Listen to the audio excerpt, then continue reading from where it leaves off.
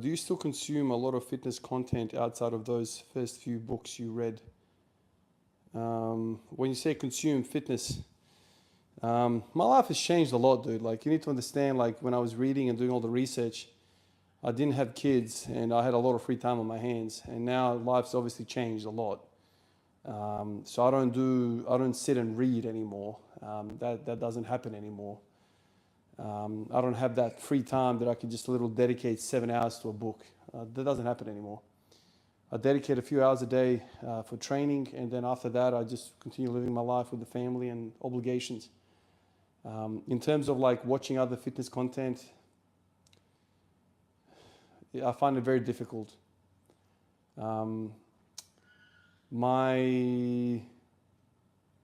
What's the word?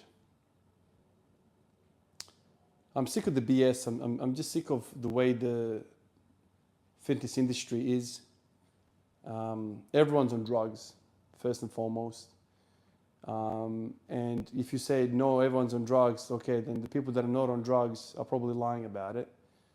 And okay, the ones that are not lying are probably true naturals, and they're very, very few and far between. And the people that are really, really not on drugs are probably not big at all on YouTube, and you probably don't even know about who they are.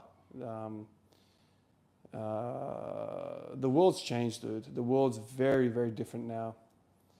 To be a natural today is to basically have damn near no respect, because your performance is not going to be anything remotely impressive.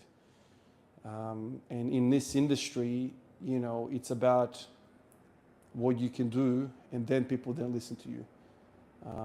And unfortunately, the audience haven't realized that who they watch is who they push and propagate. You know what I mean? Like, if you're wowed by some of these big YouTubers that are on steroids, and you can't stop watching their content, you are making the world more that way because you're pushing that influence on the world, which is all good. Like, if people are fascinated by that and they want to watch that, that's fine. But you need to understand, you're giving those people the power, you're giving those people the money and the influence over the masses. And so when that 16-year-old, first, looks up fitness content and they type in squat, you know who they're going to see. They're not going to see me. They're going to see some guys that are squatting 9 plates and who are 21 and they're full of steroids, and that's going to be their influence because everyone watches that. Everyone's really intrigued to see what the enhanced body can do. And so we keep feeding these people fame and fortune. And so that's kind of the fitness industry today. Back when I was kind of looking things up, there was guys that were natural, like Omar Yusuf. I don't know if you guys even know that guy. You probably don't even know him. He was just a natural guy that was interested in about this stuff, bodybuilding, powerlifting, Olympic weightlifting. He did a bunch of different arcs. And he looked normal, he lifted normal, his numbers were not crazy, and I kind of respected that and loved watching him. There was also that Nick bodybuilding channel. He was around. But now, like, a lot of these guys that don't do this drug thing are not very popular. Think about some of the biggest channels in the world right now. They're steroid users. And for me to consume that just always felt wrong. It always felt like, what are we doing here, man? Like, I respect a lot of the guys who are upfront with it, absolutely. Who are upfront. I have a lot of respect for people that don't cheat us. But still, like, at 36, me watching another guy pin himself 3-4 times a day to lift weights and to give me advice. Like, what's his advice worth? I don't understand what his advice is actually worth. Every time he hit a plateau, he just upped the dose. Every time there was something that he couldn't work out, he just upped the dose or try a different compound. So he's got things that he can use in his arsenal just to get over things. When I hit a 2-year plateau with the deadlift, what did I do? I tried putting on a few kilos, eating a bit more extra food, but that was all I had. Tried this exercise, tried that, tried this. Years went by with me trying all these different exercises and I couldn't really work it out. But I just imagine if I could just up the dose for about 8 to 12 weeks, go on high testosterone and just blow past that plateau and then settle back down in a cruise and then continue. So, like, what am I listening here? Like, whose advice am I listening to? And then you say to yourself, well, why don't you listen to the guys that are natural? I have for many, many years. And then to turn out, some of the initial idols have come out and they've said, yeah, I've been using. And you get slapped in the face once with that, you get slapped in the face twice. And eventually you're like, fuck the lot of you, man. Like, I'm sick and tired of this shit. So you kind of have this assumption now that everyone's out there to cheat you.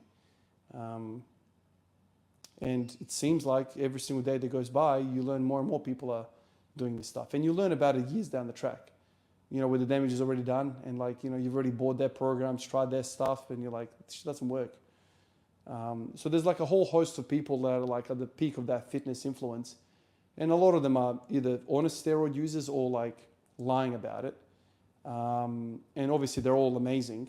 A lot of these people are amazing and they have credibility because they are amazing. And not to say they don't work hard and they're trained, all of that, but it's like, what do I get out of that listening to him?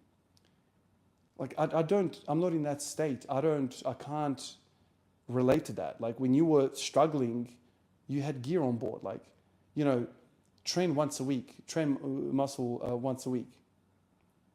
Okay, cool, man. You had great results, but you're also on 500 tests a week. So like, you always take that advice with a pinch of salt, and eventually you're like, fuck that shit, man. Why am I even listening to him? Like, he never did it naturally. And so then you kind of start wondering. And then eventually you get to a point where you spend enough and your passion is strong enough, you spend enough in the game that you're like, you know what, fuck everyone. I don't watch any content anymore for the most part. Something might pop up and I'll click on it. But for the most part, I'm like, fuck everyone, man. Like, I'm not interested in any of that shit. I'll just come here, I'll sink in years, I'll experiment. If I work it out, I work it out. If I don't, I don't. Move on, and that's it. I still have fun doing it, and that's the bottom line. But like, no, I don't watch content anymore. There's money in the game. Money changes people, and people are all too willing to lie to you for a buck or for sponsorship. You saw me, what happened to my sponsorship. The moment you speak the truth, you're gone. So if those steroid users were to open up and be like, hey guys, I'll take this and this and this, their sponsorship is gone as well. For the most part, I don't know. Maybe some sponsors will do that, but the system feeds on lies. So the more you lie, the better it is. The more you fit into this little mold of theirs, the better it is. And for the most part, people are still more attracted to the guy with the six-pack and huge deltoids, even though he's not natural, to get their natural advice. I find that really, really interesting. How the hell do you find value in listening to somebody that is full of drugs for your natural advice? I don't get that, but I get it mentally, right? Because you see with your eyes this humongous human being with huge deltoids. You're like, aha, no worries. This exercise is the best thing to do, because that's how he got it. And then you see some research that says, like, even if you sat on the couch, did nothing, and you took that stack of steroids, you'd have bigger muscles than somebody that's gone to the gym naturally and trained. Yeah. After a little while, you get deflated about the whole thing and you go like, fuck this shit. Like, I'll watch something else. I'll watch NBA podcasts. I'll watch documentaries about philosophy. I'll watch documentaries about, all sorts of different stuff like that. It's just interesting. Fitness is it's the same shit over and over again. Some guy will become popular overnight and he's full of steroids at freaking 11 years old. And he's like, wow, fucking, like, look at me, I'm so amazing. Do this exercise. Dude, what exercise, dude? What fucking exercise do you want me to do? I don't trust anything you say, dude. You are you're not a human being to me anymore. Like, you are something different. Like, I can't relate to you, dude. You're working with completely different tools. You might as well have 4 arms instead of 2, because your whole hormonal profile is different. So what the hell am I listening to you for, dude? That's my perspective in all of this. A lot of people are going to hear this. They're going to be like, nah, Ivan, there's a lot of value there. Well, that's fine. Like, I've been in this for probably a lot longer than you in terms of like fitness content. And I'm just tired of it, basically. Just part of the lies and the bullshit. And a lot of people that are getting the traffic are the people that I'm telling you. And so occasionally I'll find a small channel here and there who are kind of like me, just a regular dude, natural dude, interested in health and getting stronger. And I'll listen to him and his opinion and how he goes about things. And that's so much better to me. The mainstream stuff, hell nah.